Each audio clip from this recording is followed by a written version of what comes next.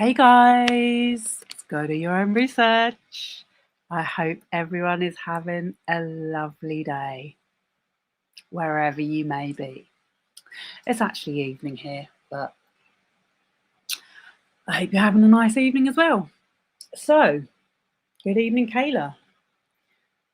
It was a short break, yes. I've been really busy over the last few days. If anyone is from the UK and has their own business, they'll know that this is the time when we have to do our end of year tax filings. So it's a pretty stressful time of year. But yeah, no, I just wanted to jump on and make a quick video about the incident that happened in the trailer, which we heard about way back in the original CRD complaint. Oh my God, our scientist is in the building. You got woken up by a screaming kitten. Oh, I hope she's okay. Oops. Just dropped something then. Okay. So, yes, as I was saying, it was in the CRD complaint, and we heard about an incident in Blake Lively's trailer involving Jamey Heath, where she'd said something like, I hope you weren't trying to cop a look. And it kind of felt like he'd been having a look at her while she was undressed. So we now have, this is over a year later, as this complaint is heading towards trial, hopefully in May, we now have 5 different versions of this incident. She's currently running around the house like a lunatic. Oh, there's nothing cuter in life than a kitten, is there? Let's be honest. Okay, so I'm going to crack on with these. So we're reading from depositions, and I'm going to start with Jamey Heath's version of events and see what he says first. Then we are going to look at Blake Lively. We also have some information from Colleen Hoover because she was informed about it. We have Alex Sachs's version, and we have Vivian Baker, who was in the trailer when it happened. And I actually looked her up, so I've not really looked her up before, and she's an award-winning makeup artist that has won BAFTAs and I think an Oscar. So, you know, I don't know why, but I kind of assumed she was like a young makeup artist, but no, this is someone who's been on some major films. Lively really downplayed the incident. Yeah, I kind of think you're right. Like in the beginning, this wasn't even seen. We kind of overlooked it,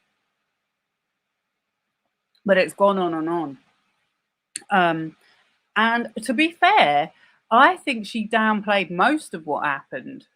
Now that we've seen so many stories or text messages, descriptions of things that were happening at the time.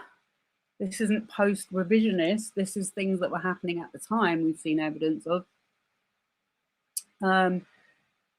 She was kind of trying to smooth things out without making a complaint. That's what it seems like. She was like, look, I have to get through this movie.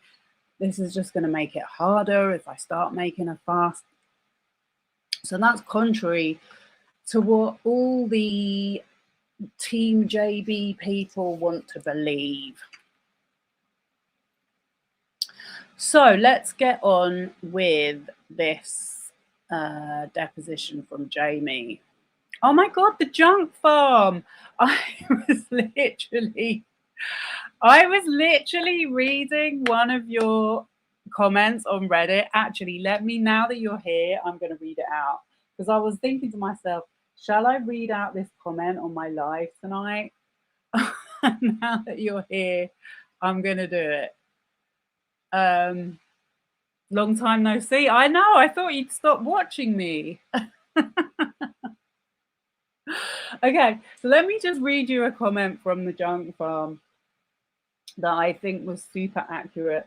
He said, "You have to believe she time traveled back a year, committed 50 felonies, forging emojis to make up a story that never happened so she could save her reputation. Then gave some bad interviews to wreck her reputation, steal a movie, and then, oh, hey, never mind all that stuff she made up. Totally happened after all. And there's pictures of it. Can you believe she bribed a federal judge too? Even then, you can't explain why he is being sued by his own publicist and lied to 3 different insurers." Mic drop. I thought that was such a good comment, because literally, how far do you want to stretch the truth of believing this guy's version of events at this point? Anyway, I'm really glad to see more creators are jumping into this story now. And hopefully, as we do move towards the trial, we will be shown to be on the right side of history with this. You think there's been a new push with the smear campaign? Yeah, they don't seem to stop. They don't seem to stop. Okay, let me try and get this thing up in front of me, because I know you can all see it, but I need to see it on my computer. It's because it's a PDF, I have to look at it in a different window. Okay, there it is. Okay, so I think this is Gottlieb questioning Jamey Heath at his deposition. Okay, now you're familiar also with Ms. Lively's description of an incident in which you, her makeup trailer, and remember this guy, day 2 of filming this movie. Makeup trailer when she was in a state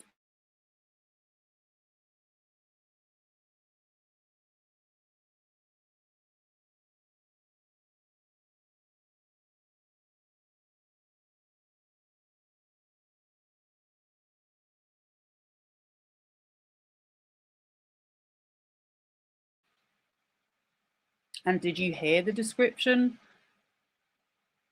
of Vivian Baker and Anne Carroll of that incident? I did, bless you. Thank you. Oh, sorry, it's Ms. Shapiro says thank you. It's Ezra Hudson doing the questioning. I do apologize. And you understand that Ms. Lively, Ms. Carroll, and Ms. Baker all testified that she was in her makeup trailer in a state of undress. Objection.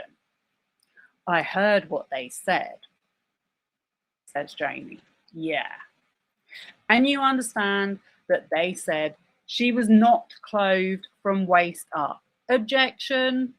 I don't recall exactly. I remember hearing some inconsistencies, even in their own versions, but I recall them testifying about that, yeah. And you recall testimony that Ms. Lively's breasts were exposed? I recall somebody saying something of that nature. I don't recall who. And do you recall testimony that when you came to the trailer, that it was communicated no, no, no, or whoa, whoa, whoa, or don't come in, words to that effect? Objection. I recall somebody saying something like that.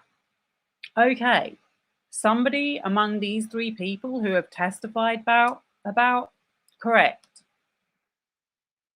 Is that right? Yes, okay.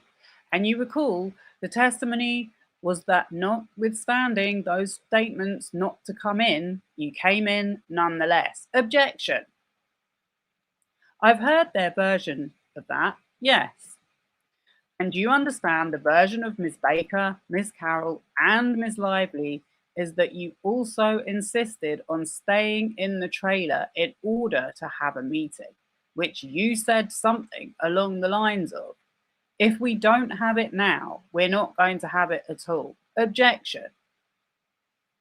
You recall that testimony? Objection. I recall something of that nature. Okay. And you recall the testimony that you were asked to turn around and not look at Ms. Lively, given her state of undress. Objection. And the question is, do you recall that testimony? Something of that nature? Okay. And you recall that notwithstanding that you looked at Ms. Lively in the mirror and you were observed by more than one of these witnesses to have seen her reflection, in which she was exposed with her breast exposed specifically. Objection. Yeah, I've heard them, some version of that. Okay. And you've heard the testimony that Miss Lively said, I told you to turn around and not look, or words to that effect. Objection. You're saying the testimony was that she said that according to their story during this alleged incident, correct? I don't exactly recall that. Okay, all right. And you recall the sum and substance of it was that Ms. Lively was uncomfortable with you having come into the trailer and looked at her with her breasts exposed. Objection. Yeah, I heard her testimony.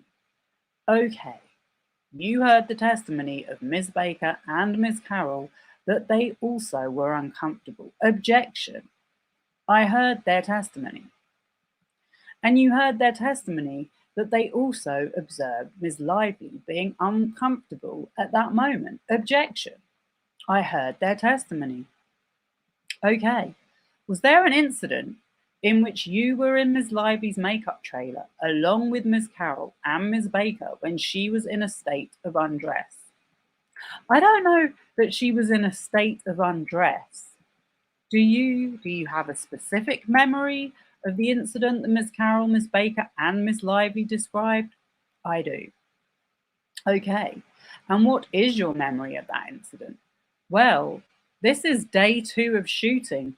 We had got a text that morning, maybe the night before, but it could have been that morning, from Miss Lively that she wanted to meet with me and Ange and Justin and Alex.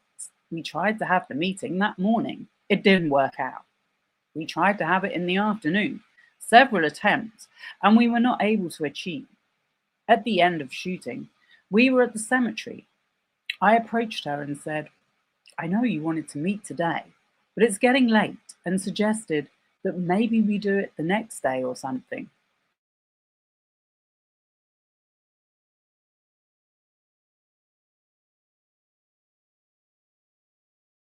Makeup trailer. Could we meet her there? Wanted to have in the morning. The conversation about whether or not we were going to do it that night or the next day. So the conversation, just so I understand it, was just about when the meeting was going to take place.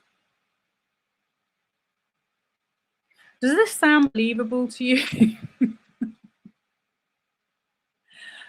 She was hoping to have it that day, that night. And now that it was at the end of the day, I was concerned about her turnaround time. So just to be clear, though the conversation that you were going to have with Miss Lively in her makeup trailer, in your understanding, was about when this meeting was going to take place. Objection. Whether we were going to do it that night or the next day. Okay. So the 4 of us, Justin, myself, Ange Janetti, and Alex Sachs, all went to her makeup trailer, the 4 of us. I knocked, heard some sort of come in or yes, or some indication that led me to believe it was okay to open the door. So the opposite of what the three witnesses said. You asked me what? I just wanted to make sure I understand. They all said they said no, and you heard yes. Is that right? Objection. Can I don't. Will you let him finish his answer? You asked him to describe his memory of the event, and you keep interrupting him. Well, I'm asking questions as he is providing the answer. Ezra Hudson. Would it be okay if I just give you my answer? Go ahead. Is that all right? Go ahead. So I then knocked, to be clear, with Justin and Ange and Alex, with me at the bottom of her steps. I knocked on the door, heard some indication to come in. As I took a step up, I saw that she was leaned back.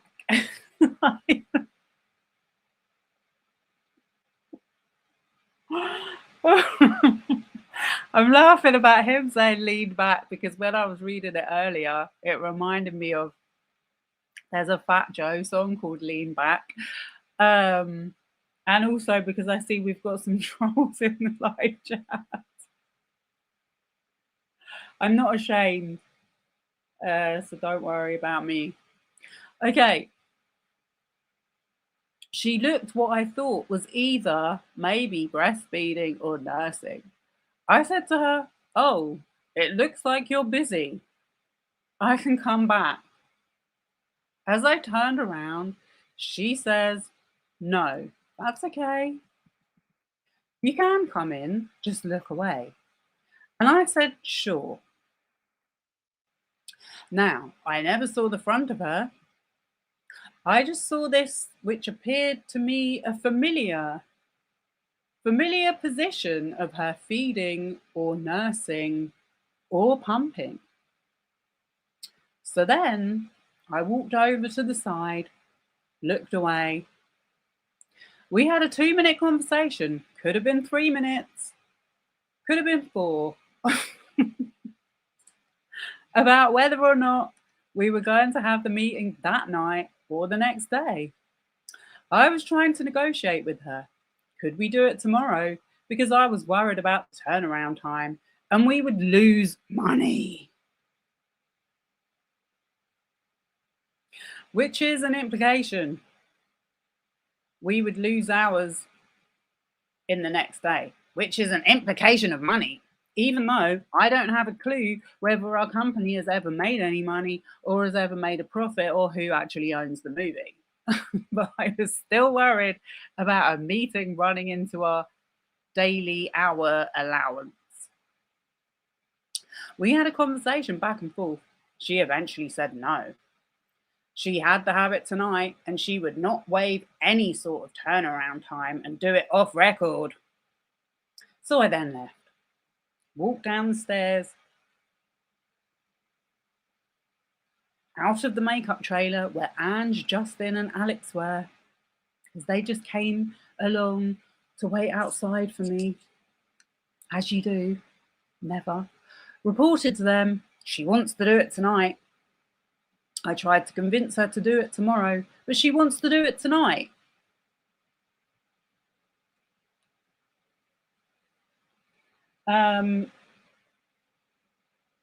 You don't know how he said all of this with a straight face. He's so obviously lying. I don't know how I'm saying it with a straight face. It doesn't sound like a realistic story. She walked out 4 or 5 minutes later, greeted us, said hello. We went into her then trailer and we had a discussion about what she wanted to meet with us. And when she came to the trailer for the meeting, did she say anything about what had just occurred in her makeup trailer? She did not. This is on day 2. This is May. May 16th? May 16. Did you ever learn that Miss Lively had a different view of the incident in the trailer prior to her testimony? I learned that her different view is when I read the CRD complaint. So you didn't hear any concerns raised by Miss Lively regarding this incident in the trailer on the second day of shooting until the CRD complaint? We had a conversation about it on June 1st, 2 weeks later, but not that there was a concern. She said she was absolutely fine with me walking in on her undressed. Okay. And when you say we had a conversation about it 2 weeks later, who are you talking about? There was a conversation with Blake, Justin, myself, and Alex Sachs about she had got COVID.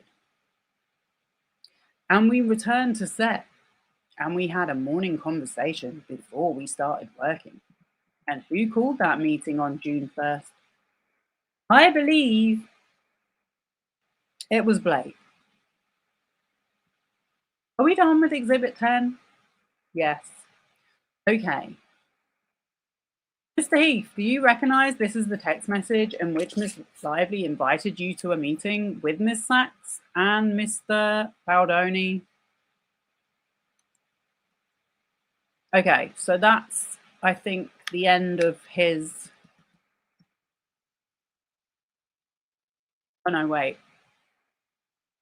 Yeah, I see it. And she says she wants to give you a check-in before rehearsal, as read. I can pop out of my makeup trailer early and meet you in my trailer. Eager to get back to work on a solid track. Do you see that? Yes. Okay, so that was the text message on June 1st. Okay, so that was his version of what happened.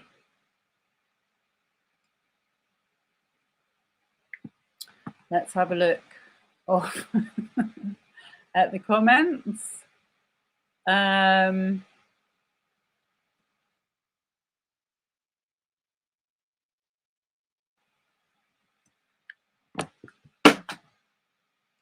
my equipment falling on the floor. For God's sake, when have you ever seen Blake Lively intimidated? There is a clear pattern of behaviour here, if you can even be bothered to look for it.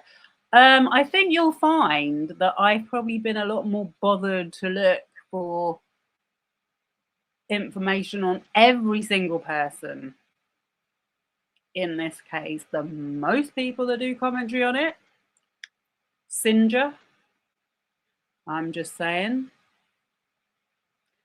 Blake says he came in to tell her that the meeting would be on her time. I think he was angry and that's why he barged and refused to go. I mean, that would be a much more sensible way of thinking of it, because him walking over with 4 people for them to wait outside, these are all busy people that are already overstretched on their time schedule. Why would they waste time doing that realistically for people at the back? Seriously, 4 minutes to schedule a meeting today or tomorrow, and we wonder why they... Well, yeah, that's kind of what I'm saying. Like, there's just no way they would have had time to do that. And Alex Sachs is an extremely experienced producer who was already saying that Jamey Heath shouldn't be on the set because he didn't know what he was doing.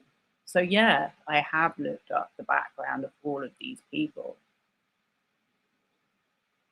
The tone of this live is so off-putting. That's fine. That's fine. Go and watch someone else's video then.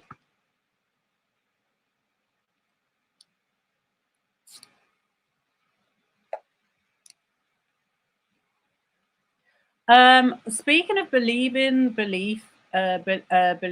Baldoni and Heath, these other people that were complaining completely independently of Blake Lively before she was even there.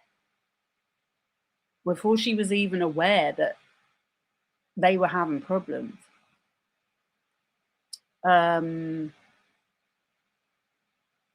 Jenny Slate, I forgot her name for a second. Jenny Slate said, they tell weird lies. They make me feel really uncomfortable.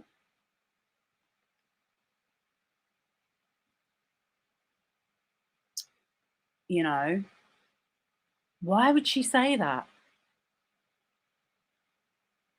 if it wasn't true?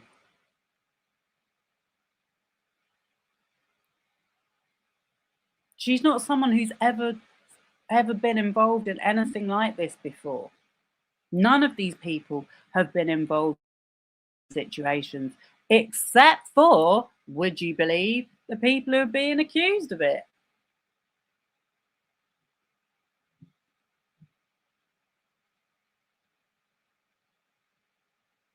The other thing that bugs you is that after this, to this day, they still lie about this incident. Well, let's look at some of the other versions. So I think I was going to go with, should we go with Blake Lively, or should we, I'll tell you what we'll do next. We'll go and see what Colleen Hoover had to say about it. Okay, so first of all, no, not first of all. Okay, this is, one sec. I'm being a bit slow. They said she wasn't topless. Exactly. How can you be breastfeeding if you're not topless? Honestly, make it make sense.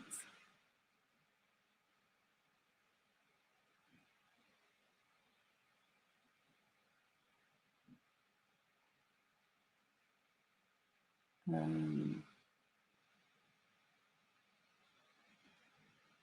need to.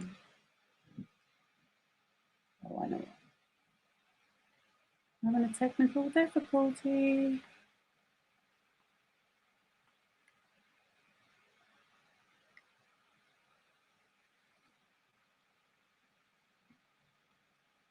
Oh, okay. Stop sharing. Yes, right. Got it. Sorry about this. Share screen. That's what we're looking at. Right. So this is a screenshot from Colleen Hoover's deposition. I didn't want to bring up the whole thing. So this is where she's describing that independently, completely independently. Remember, none of these people had spoken to each other about what was going on at this time. This was, I think, around May of 24.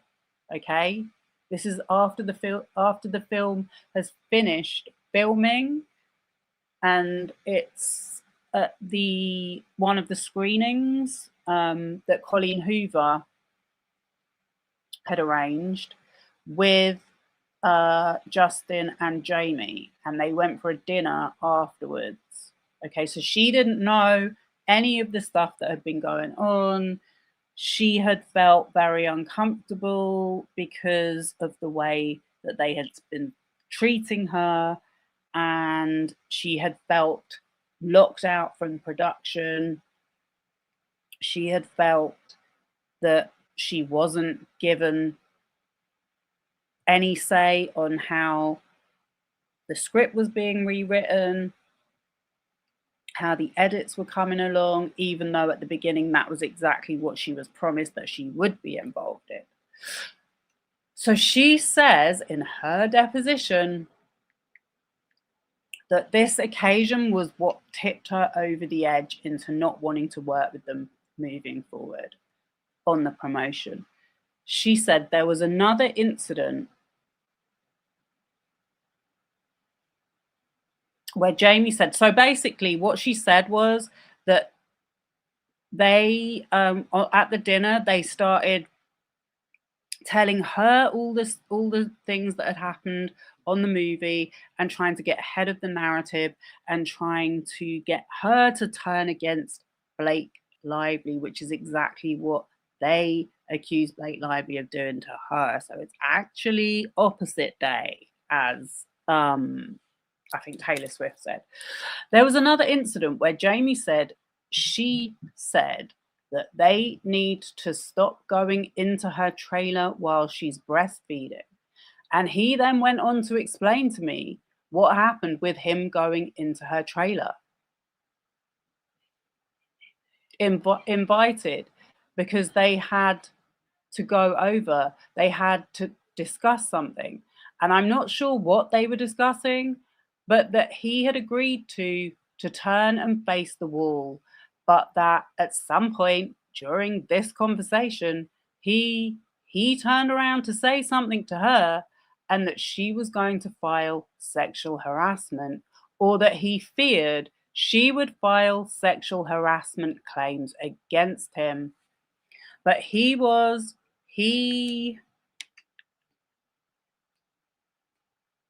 need to move. Oops.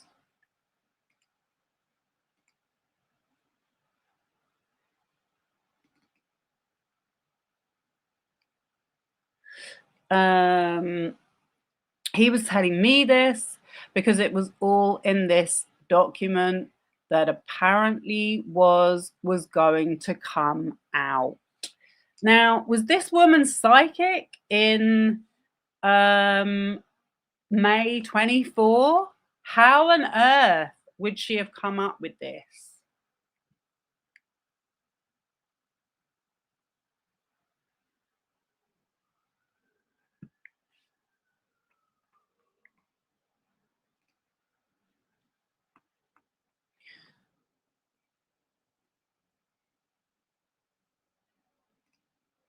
Let me find the next page quickly.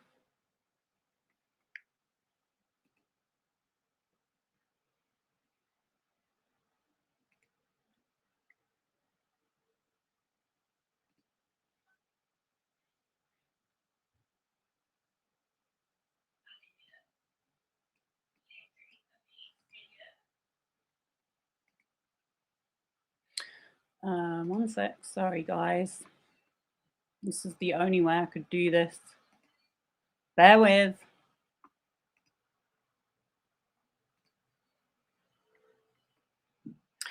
Yeah, it was all in this document that apparently was going to come out, and so they were just trying to prepare me for what was in the document.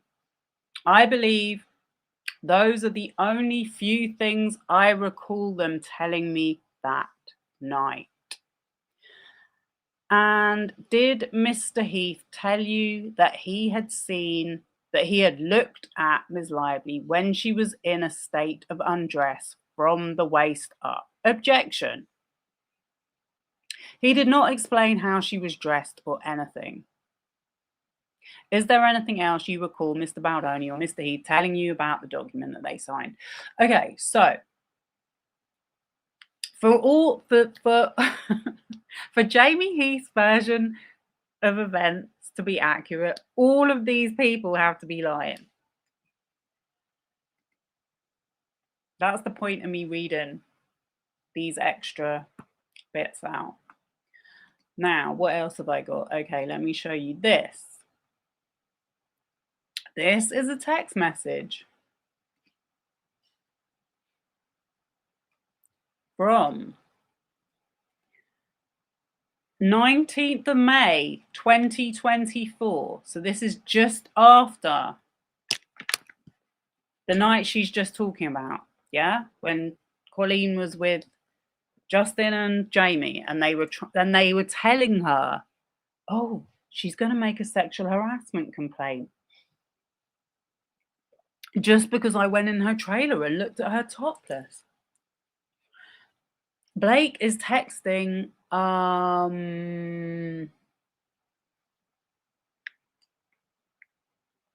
forgotten who now.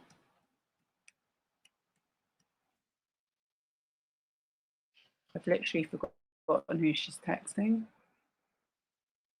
Oh well. Is it Jenny?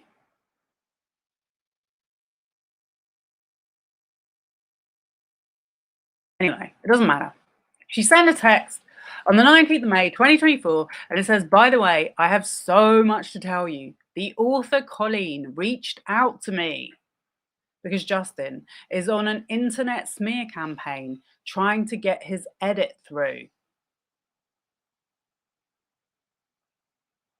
She was horrified and reached out on her own to talk to me. Turns out he effing lied. She's not Baha'i. Can you imagine? Never has been. She's not friends with him at all. She actually hates him. She was his safety net all along. Meanwhile, he shut her out and wouldn't include her in anything and told her she had no voice or value, yet paraded her around in front of cameras for goodwill and told us all that all his decisions he got pushback on were her ideas. Yeah? This must have been quite the plan for her to send that text message, which obviously can be forensically data analyzed from the 19th of May 2024. But you all can still carry on believing the guys. All right, speaking of Blake Lively, let's see what she said.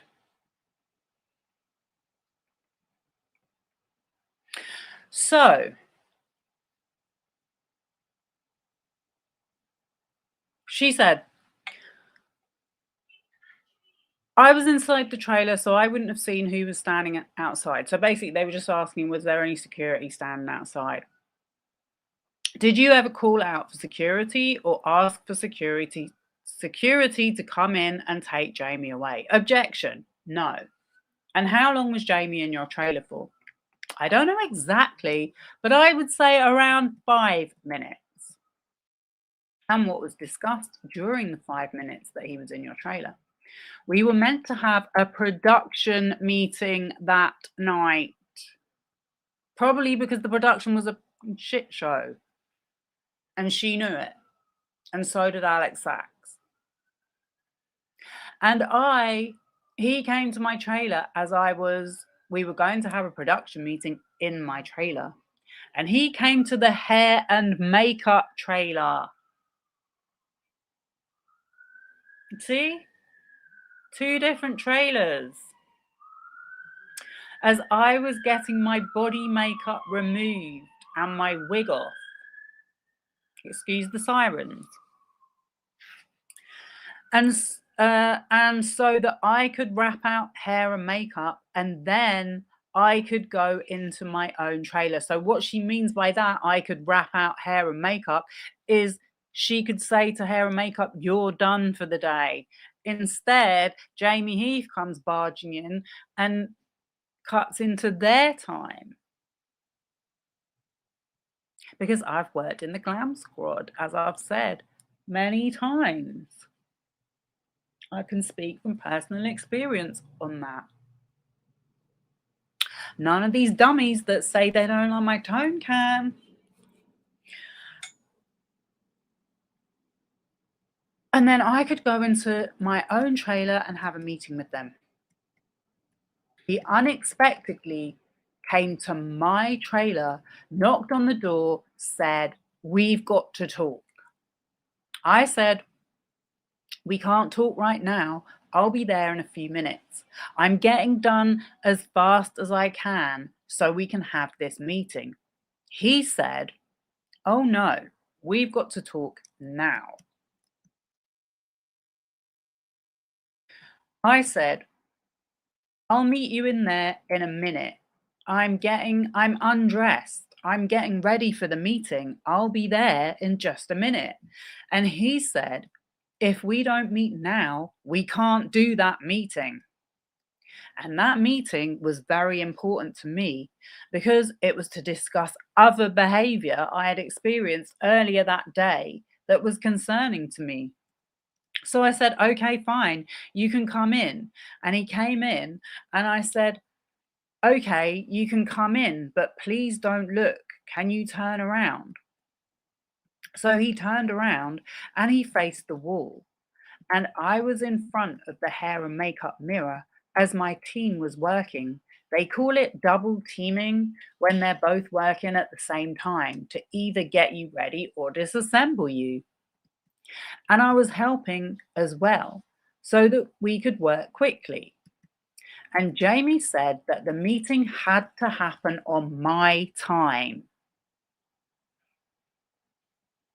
That's creating a hostile environment, that right there, just that alone. The meeting we were about to have, that it, because of my turnaround, which is the time from the time that I am done with work until the time I start again, my turnaround was 12 hours. And he said, this meeting has to be on your clock. We don't have time for this. We don't have time for this. And I said, this isn't a personal meeting. This is a production meeting to discuss how to make the set better and smoother. And he was arguing for it to be on my personal time. And I said, my personal time is important to me because I have a newborn baby. I bet she didn't say it like this, like that either. She probably said it, my personal time is important to me because I have a newborn baby, in case you haven't noticed. When I go home, I prepare for the next day. I feed my baby. I work out. I have a lot of responsibilities. I really need my time. And this is not a personal meeting. It's a production meeting. And as I'm having this negotiation with him, I turn to him and he's staring straight at me. He's no longer facing the wall. He's staring straight at me. And I said, Jamey, what are you doing? You said you would turn around. Oh, sorry. I like to make eye contact with people when I talk to them. And I said, you need to leave. And so he left the trailer and I finished getting ready. I was incredibly shaken. My memory is my hair and makeup, the women who did my hair and makeup were shaken as well. And then I finished doing my work and I went in and I took the meeting. When you said he was looking at you, was he looking in your eyes or somewhere else? Well, when I turned, he was fully facing me and I was topless. So I don't know all of the contours of my body that his eyes were on. Okay, and when you were topless, did you have body makeup on? Yes. And as you sit here today,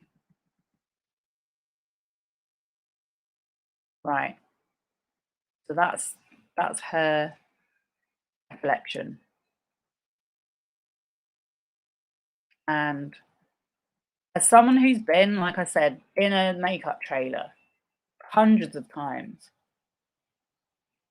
her narrative makes actual sense. Actual sense. She'd asked for a production meeting, and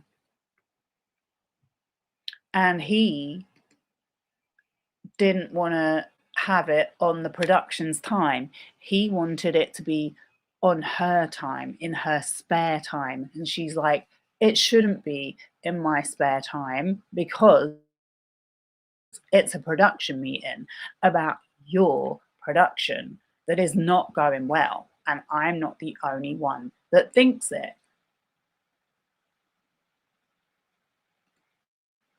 Okay, let's have a look at Vivian Baker for a second. And let me have a look at the comments.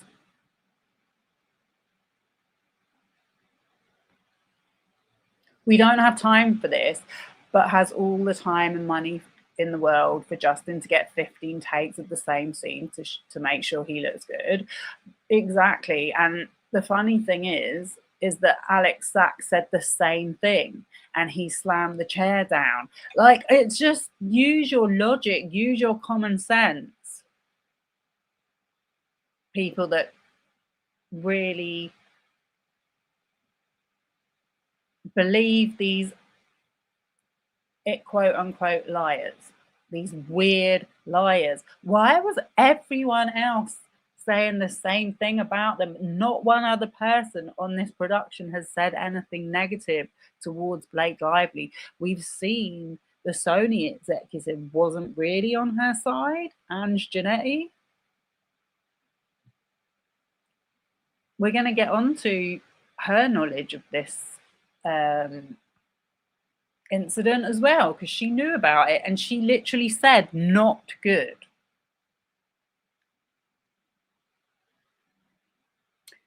But they have not said anything like this about Blake Lively's behaviour. So I don't know how all of these people can really believe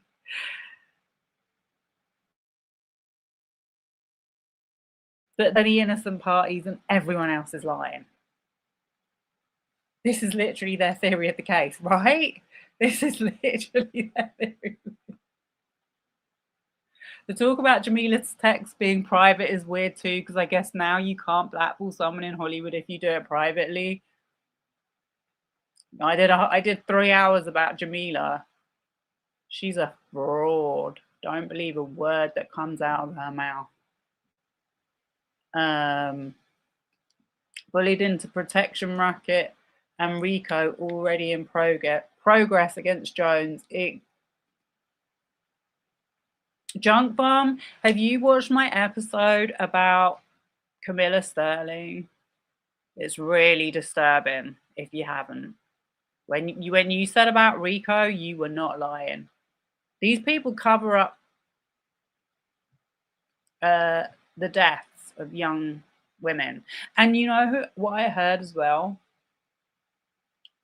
You know, the Alexander brothers were mentioned as one of Nathan's potential clients, but she apparently turned it down. So one of their first victims, because that trial just started today, one of their first victims who came out publicly, she took her own life. And I think it was reported on the Daily Mail. Exactly the same MO as what happened with Camilla Sterling.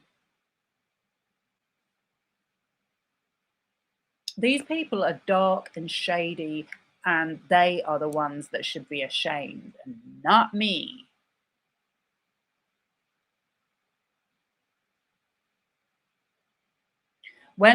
Oh, yeah. I was just looking at some of your other questions. Trying to keep up with the chat. I don't want to be left out.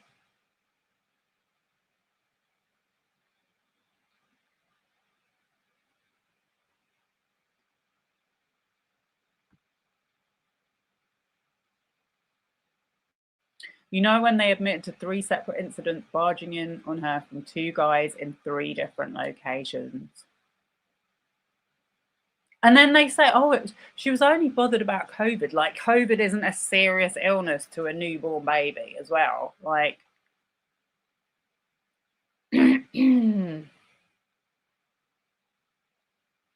yeah, your point about she should have had him arrested for SA and gone on The View and talked about it. I mean, that's the problem with that is exactly, that would have been career ending. I think that could have been worse for her. Okay, and also, like, have you noticed as well, like, Blake Lively has not played the victim. That's what I've noticed. When I saw the text between her and Taylor Swift, they really were doing it in private.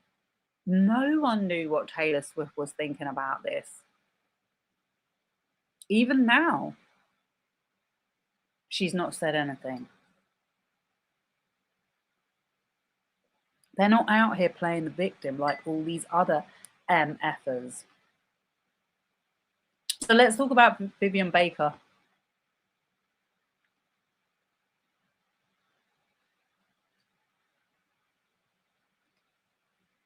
Justin Baldoni is where these specialities intersect.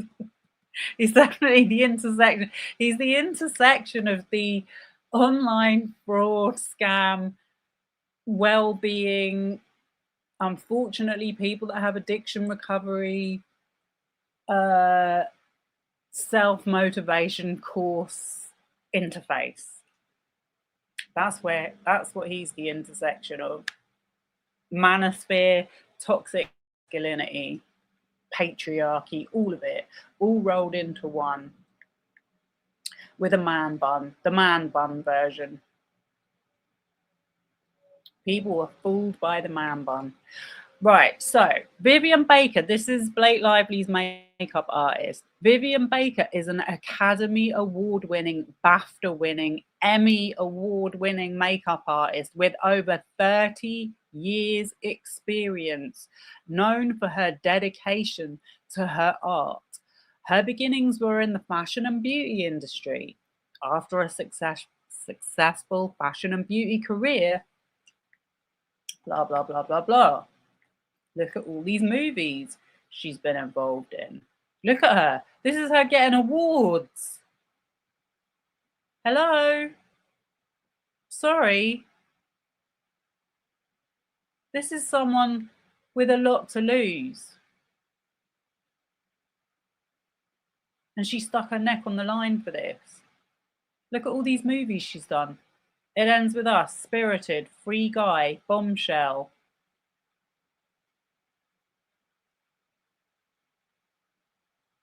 Another Simple Favor, Maestro, Jurassic World Dominion, The Valet, The Adam Project, Red Notice, Free Guy, The Stand-In, The Rhythm Section, Avengers Endgame, Jurassic World Fallen Kingdom.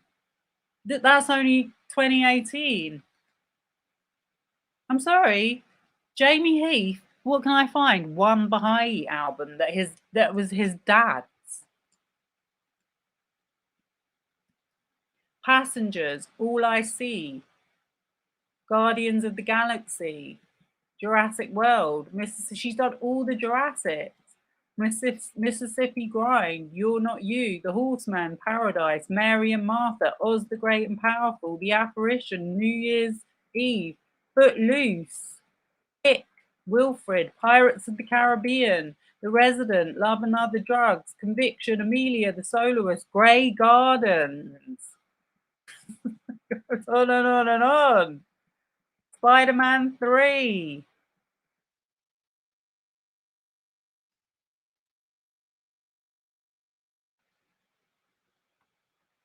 Just show you her on Google Images.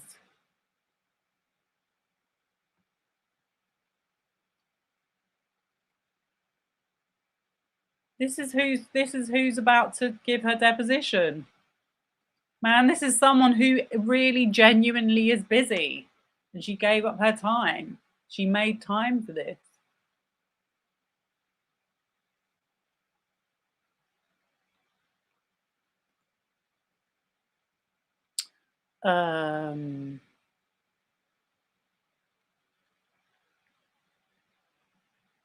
Right. So she is being questioned by Kristen Bender. And when in a case, when someone knocks on but then proceeds to enter and you say don't come in, did people typically heed that request and not enter? Bear in mind as well, this is a trailer, yeah? The doors are really not thick at all. They're made of like fiberglass.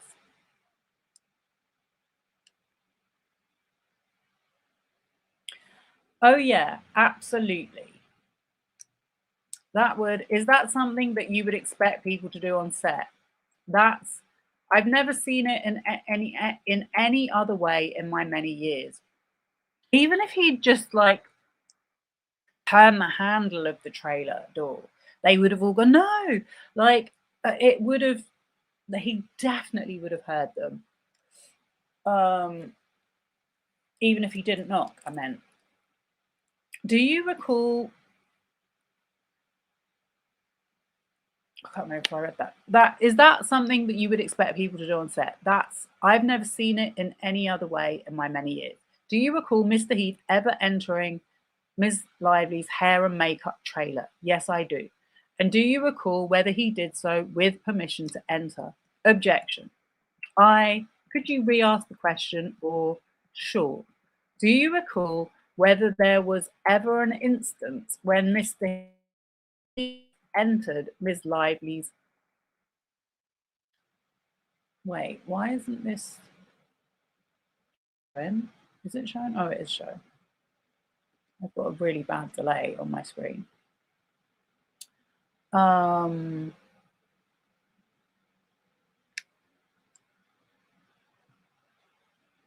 Do you recall whether there was ever an instance when Mr. Heath entered Miss Lively's hair and makeup trailer without invitation? Objection. Yes. There was a time that he came to enter, and we all, there were myself and Anne, and Blake was like, no, I'm not dressed. No, no, no, don't come in. And I would like to discuss this situation in a little bit more detail. So, from your recollection, did Ms. Lively say Mr. Heath is coming over to discuss something? Oh, no, no, no. And do you recall whether there was a knock on the door by Mr. Heath? You know, my memory is vague. I think there was a knock. What I remember most specifically is all three of us. So there must have been a knock saying, no, don't come in. And no, don't come in. It was quite loud, so that they wouldn't come in. It was myself, Anne, and Blake all saying it at the same time.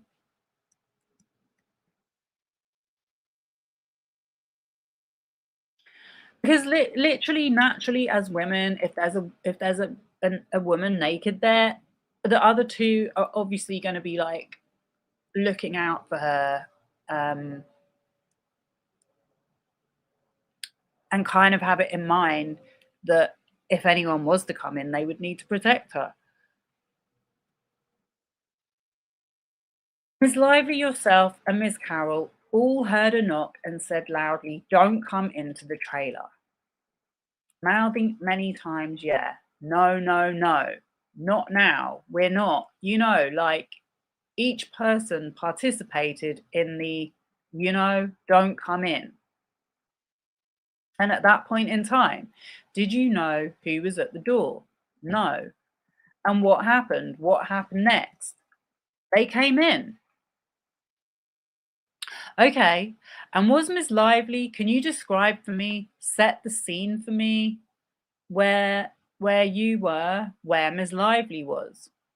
Miss Lively had come in and removed her clothes, and they were handed out the door to costume or someone there that they could take the costume.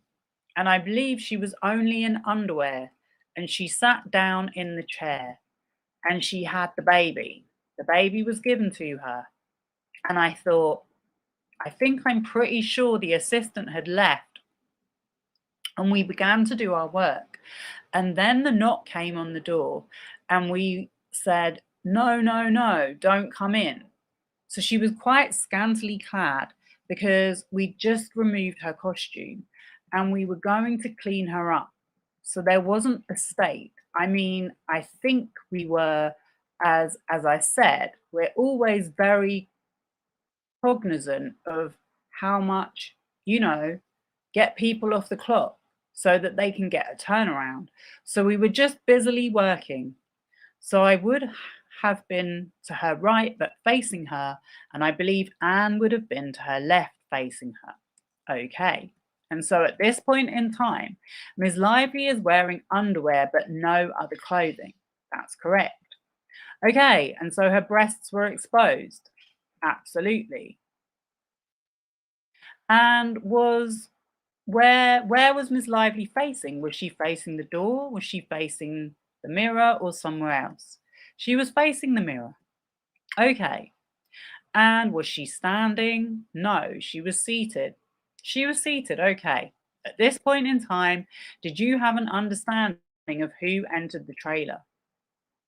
After they opened the door, we all saw that it was Jamey, and and Blake said, I don't remember exactly what he said, but I remember her saying, I'll talk to you about this later. Like, let me go ahead and move on. I'll get dressed. We'll talk about it later. And I think he said something to the tune of, no, we'll do it now. And I have small towels, like like a small towel that I think that I finally just threw over the other breast because he didn't leave the room. I actually made a little thumbnail for this video and there were little small white towels on the counter. How funny. Like I didn't even know she was going to say that.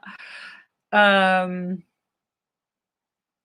Ms. Lively holding her baby at this point in time? Yes, she was breastfeeding, I believe, at her right breast. Okay. And so was Ms. Lively's breast exposed? Yes.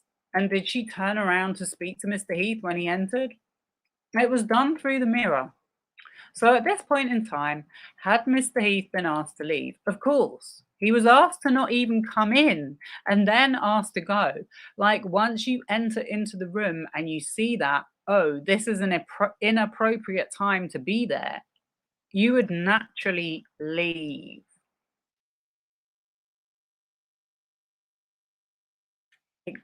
I can't argue with that.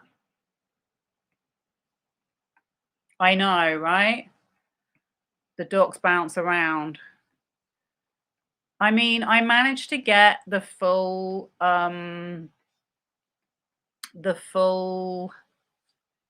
download of Baldoni and Heath's depositions, but my God, it's so long. I must have done about 10 episodes on it. It's just, this is not enough hours in the day. But it is really frustrating when you get only half the conversation, because then when you get the rest of the conversation, it becomes some information becomes even more apparent. I'm just checking that I haven't missed anyone in the conversation. I have to agree with you on this. They are boosting the engagement. It's funny, the some of the lives where the trolls come in, they get way better on the algorithm for me, so I'm not really super bothered if they come in to tell me they don't like my tone.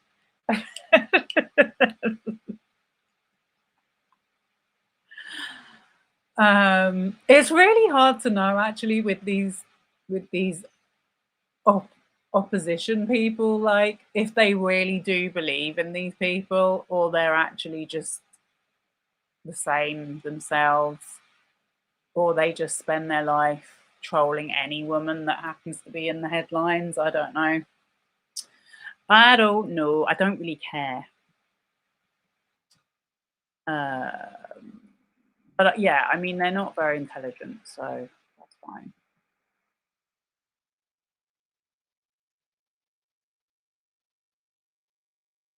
Right. Did Mr. Heath leave? No. What happened after Mr. Heath did not leave the trailer? I think that they had whatever their discussion was. I don't remember the words. I became very focused on getting my job done to get her out as quickly as possible. Do you recall? It sounds like Mr. Heath and Ms. Lively engaged in some sort of discussion at that point in time. Is that correct? That's correct. You know what I was just thinking as well, actually, the person that was commenting Have you ever seen Blake Lively be intimidated? Yes, she's intimidated at this exact point in time. If she wasn't intimidated, she would have been like, get the F out of my trailer. I'm naked right now feeding my baby, and I told you I was going to have that meeting after I'm dressed. But she didn't. She let him in, and the others went along with it and felt really uncomfortable on her behalf as well.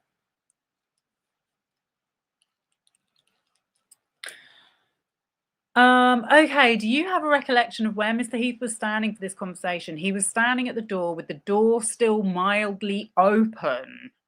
So the door was probably open a foot, and he would be. Nonetheless, the door was open. He didn't come into the room to close the door. He was still in the doorway. Oh my God. And the door remained ajar for the entirety of the discussion. That's correct. Okay, and did Miss Lively ask Mr. Heath to face any given direction during the course of their conversation? I don't know that I recall that. It was an uncomfortable situation, and I focused on what I needed to do to help her get in a state of that she can leave, finish up my job. And so, were you attempting to work quickly? Yes. Do you recall what direction Mr. Heath was in fact facing? Or at that point, were you just more focused on your work? No, I was aware he was facing if the door opens out, and so the door would be partly behind him, and he would be able to look at her through the mirror. And do you recall whether Mr. Heath, in fact, looked at Miss Lively through the mirror? Yes. I remember him engaging in a conversation, the conversation he wanted to have in that manner, yes. Okay. Could Mr. Heath see Miss Lively topless if he looked in the mirror? Yes. And it's your testimony that Mr. Heath was in fact looking in the mirror. He was looking in the mirror. Do you know whether the conversation between Mr. Heath and Miss Lively was conditioned on him not looking at Miss Lively? I don't understand the question. Do you know either way whether Miss Lively said she would engage in a conversation with Mr. Heath if he turned around? I don't have a memory of that. Do you recall whether Miss Lively asked Mr. Heath not to look at her? I definitely have a memory of things similar, but not specific at that point. It was like I said, it was an uncomfortable situation. Uncomfortable for him? Well, I was uncomfortable in that, yes. Have you ever witnessed this type of interaction play out on any of the prior film sets on which you've worked? Objection. I just showed you how many films she has worked on. No, I have not. I've never witnessed anyone being asked to give a moment while someone can get dressed. They've always been accommodating. Do you know whether Miss Lively confronted Mr. Heath about looking in the mirror? I don't have a specific memory at the time of what she may have said to him then, and I don't know what she may have said to him later. Do you know whether Mr. Heath denied looking at Miss Lively while topless? I'm not aware of that. Did Mr. Heath, to your recollection, offer any explanation for why he would not leave when asked? This is a vague memory, but it seemed that I have a recollection of, I'm going to have this conversation now, I'm not going to wait. And that could have been why I felt uncomfortable as of, maybe something I wouldn't have felt that I should have been a part of anyway. Was Mr. Heath Miss Lively's boss? Yes. And when you say the situation made you feel uncomfortable, can you provide any additional color or detail into how you felt during that encounter? Objection. Well, we were in a situation that was obviously vulnerable because there was no clothing, and requests had been ignored multiple times to not come in. And I would think it best someone would at least turn their back, which didn't happen. And so and whatever conversation they had to have seemed to be serious enough that it felt like maybe it wasn't a conversation for my ears. Does that make sense? Which, so I didn't, there were lots of reasons for it to be uncomfortable. So I just became professional to try to do the things I needed to do to put her in a position where she could put clothes on.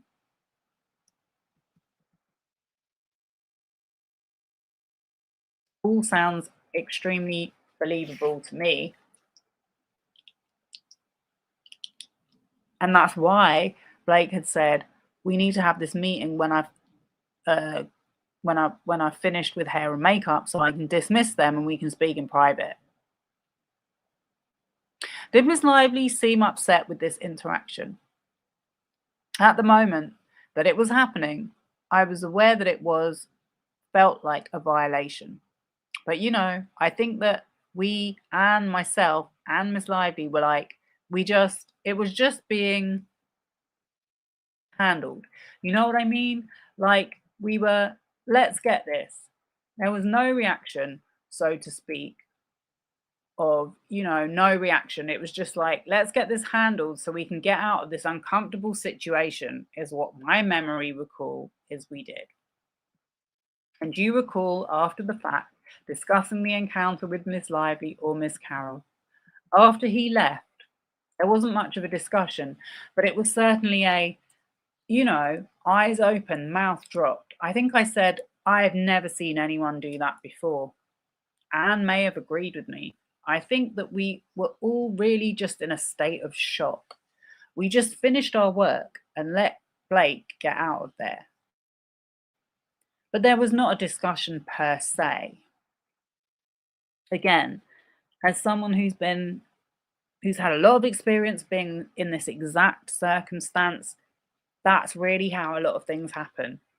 Because it's always rush, rush, rush, rush, rush, rush. Especially because when you're working in the fashion industry, like I've said, there isn't really unions. So those shoots could go on till you wouldn't know what time the shoot was going to end. But when you're working on commercial in films, they have a much tighter schedule because of unions and regulations. So you have to work so quickly to make sure everything is done to the time schedule. And you don't have time for all of these emotions and stuff that people think you do. Did you perceive the interaction with Mr. Heath that we just discussed in Ms. Lively's trailer to cross any boundaries? Of course. And did it cross a boundary that you had not observed on other film sets? Yes. Do you recall any other times that Mr. Heath arrived unannounced to Ms. Lively's trailer? Not anything specific, and certainly not anything quite like that. Over the course of production on the film, did you or Miss Carroll take any steps to prevent unannounced or uninvited entries to the trailer? Because of where Anne was stationed and where she worked very closely to that door. She told me that she began to lock the door, and it wouldn't necessarily be all the time because the ADs need to come in. And so you wouldn't, or Blake's assistants may need to come in. You wouldn't necessarily want to have the door locked because then you're going to have to open it. But there were times that I think she decided if we're definitely going to be in a place of undress, she may lock the door. We were also in a hurry, but it's a little unusual to lock the door. But Anne began to lock it from time to time. And that was to protect Ms. Lively's privacy.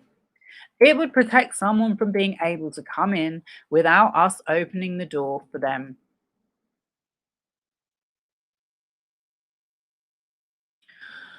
Okay, it jumps. Some of her comments back to Mr. Heath at the time. And can you describe that for me in a little bit more detail as to your awareness? Blake indicated or told us that he showed her a photo of his phone. Oh, okay, so this is about the birthing video. Well, we're not going to go on to that because we're just dealing with the trailer incident today. Okay, I've shown that.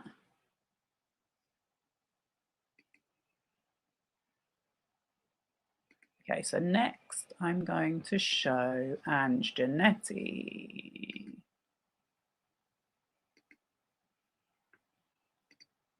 Let me check the comments.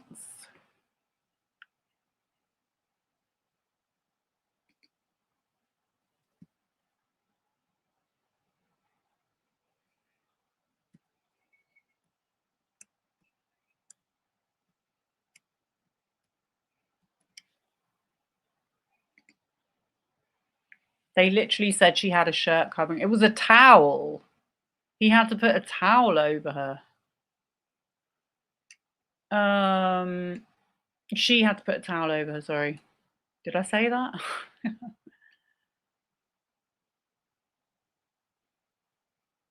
I know, but this is very standard of scientists. And this is the thing, it's like, having been in this in this exact circumstance, like, when they say the ADs have to come in, those ADs will be really professional. They'll be like, "Oh, is it okay to come in?" And they'll like be really discreet. That's part of the job. That's part of the job.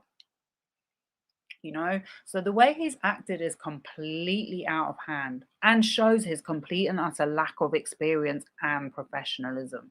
Because you know what, as scientists, between me and you, I found a lot of Jamey's material on YouTube today, and trust me, when he said he's done producing, I think his understanding of producing is pretty low on the scale.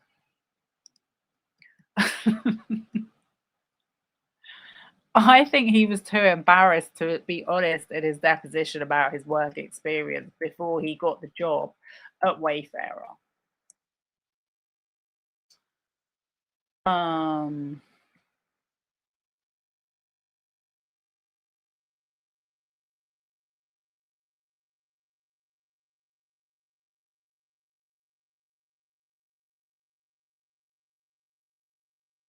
Melissa Nathan specializes in men who abuse women, and Jen Abel specializes in fomensists. I love that. I've not heard of fomenists. Sorry, fomenists. I love that. I love that word. That's a good one. Where's her proof? I know, right? Oh my God.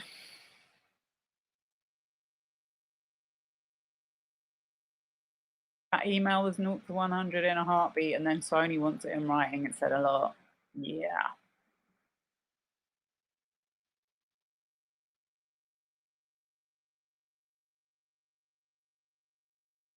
Yeah, Sony never denied anything happened. They just wanted it to like all go away, and they weren't really prepared to do anything about it. They definitely didn't say it hadn't happened.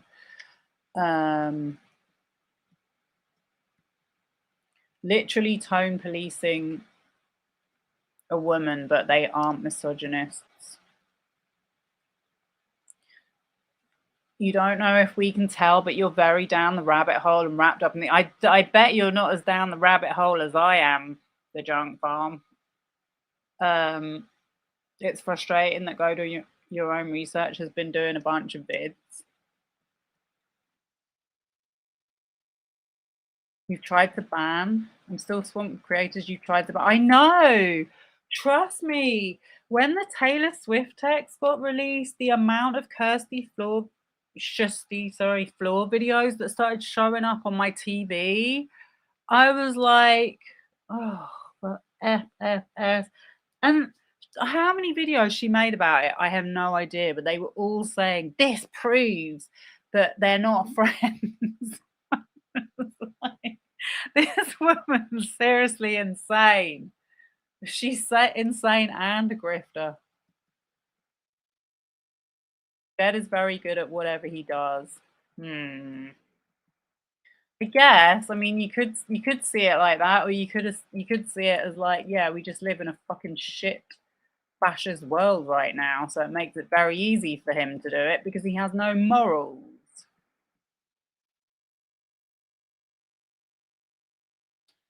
Okay, I think I've got to the end of the comments. I don't know why you're putting red crosses. Thumbs down, Hosey. You don't need to comment. Like, if you don't want to watch, it's absolutely fine. It's absolutely fine with me. Okay, let's carry on with Alex Sachs. For anyone who is new here, because we do seem to have a few new viewers, I have done 2 episodes on Alex Sachs, deep dives. Okay, where I showed her past experience, I showed interviews with her, I showed how she's worked on COVID safe sets during the sort of peak times of COVID. She has also worked on feminist movies.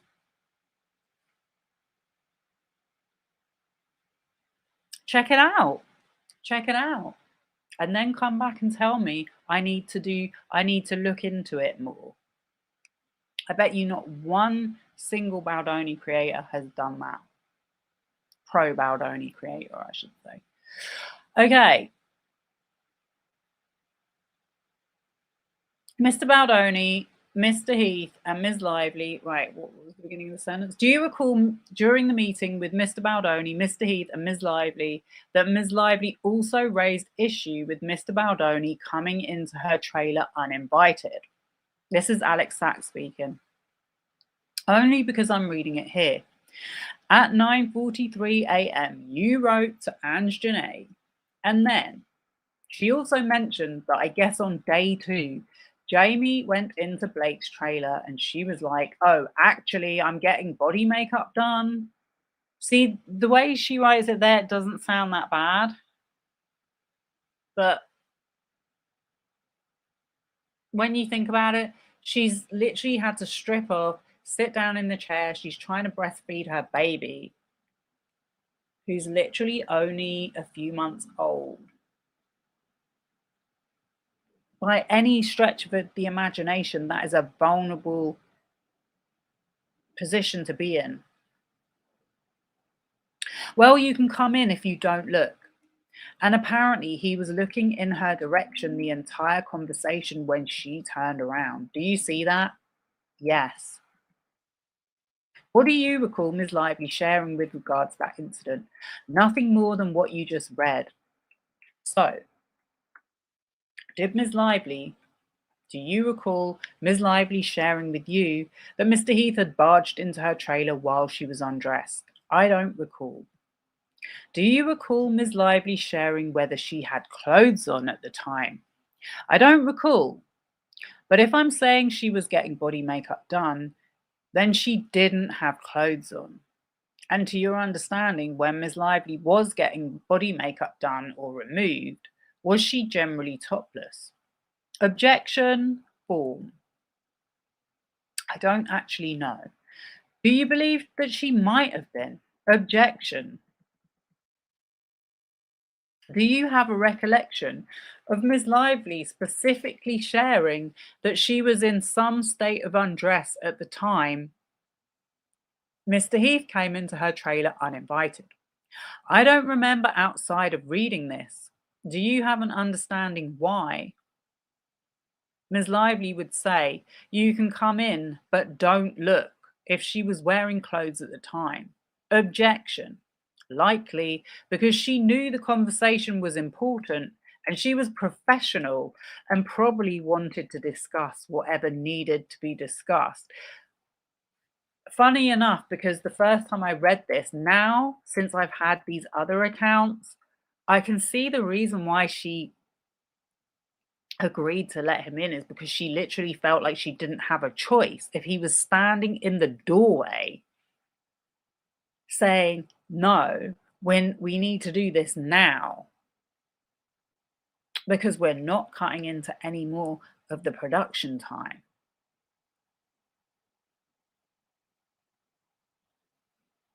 But that doesn't really come across here. Did Miss Lively share with you that when Mr. Heath attempted to enter her trailer, she and her team yelled, no, no, no, don't come in? Objection. I don't remember. Do you recall Ms. Lively sharing that Mr. Heath had insisted on having a meeting with her when he entered her trailer? I don't remember. Do you recall Ms. Lively conveying that she was uncomfortable with Mr. Heath looking at her while she was getting her makeup undone or done? I don't remember. Ms. Janetti responded to your text with regard to Mr. Heath entering Blake's trailer and said, not good. You responded, no. Do you see that? Correct. What do you remember being not good about the situation in which Mr. Heath entered Ms. Lively's trailer? Objection.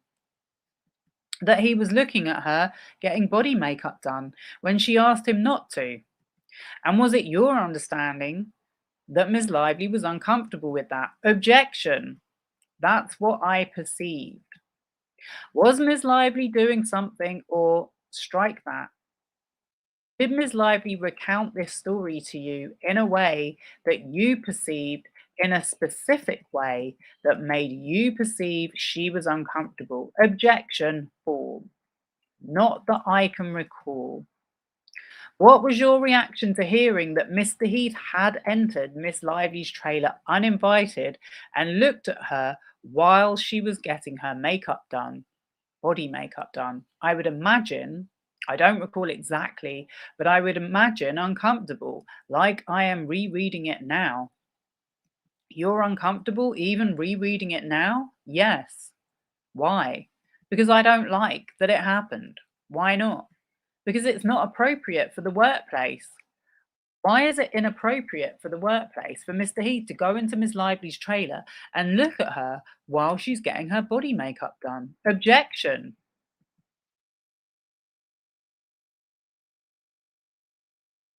Okay, that's the end. But then look what it goes to next. I know that our first production designer said to me at one point that at the end of the first round of shooting, he felt like he was leaving a cult. Yeah. Okay, so I didn't want to go on too long tonight.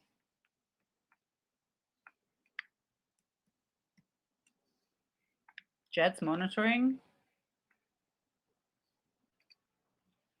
The towel was like a face washer. Yeah, it would have been one of those little hand towels, no doubt. His monitoring is the most unobtrusive monitoring that ever monitored it. Didn't leave any reports. Listen, I still believe in karma, despite all this ish going on. And I think that Jed Wallace can run, but he can't hide forever. I think being involved in these disgusting crimes, like what's going on with the Alexander brothers and the death of people like Camilla Sterling's cover-up, is something that some people have to feel stronger about than just let him get away with it. And Brian Friedman. And I'll tell you who I think is a big part of this is that United Talent Agency. So that's who we should be focusing on.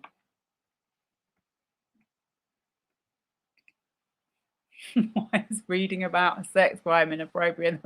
They literally object, considering they walked into this to say, we just want the truth to come out. We want to be honest with our retelling of what really happened. The amount of objections their attorneys make is ludicrous for that to be true.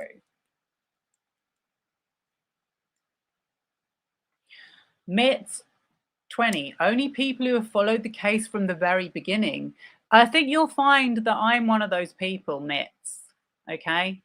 My videos, when I first started making videos about this back in January, and actually December of 24, would be getting thousands of views compared to now. So that should tell you everything you need to know.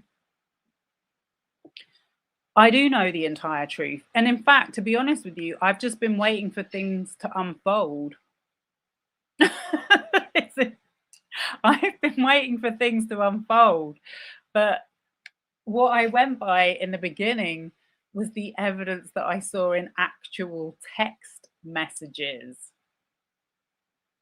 compared with my own experience of knowing about troll farms.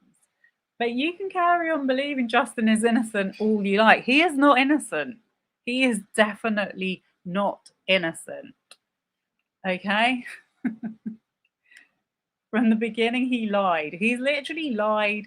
I don't think he can actually open his mouth without lying, unless he's talking to the Baha'i brothers. But even then, it's always his version of what happened. It's how he sees the world. He has a very dark view of the world.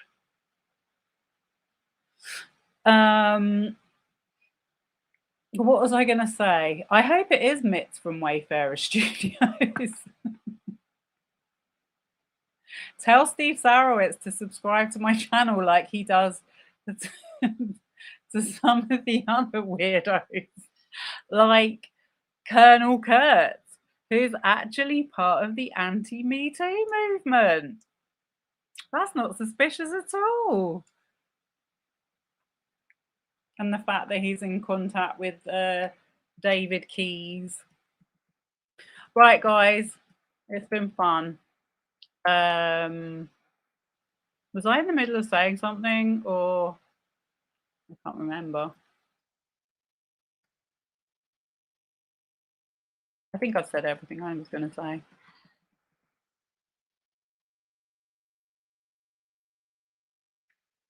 Oh yeah, Rebel Wilson.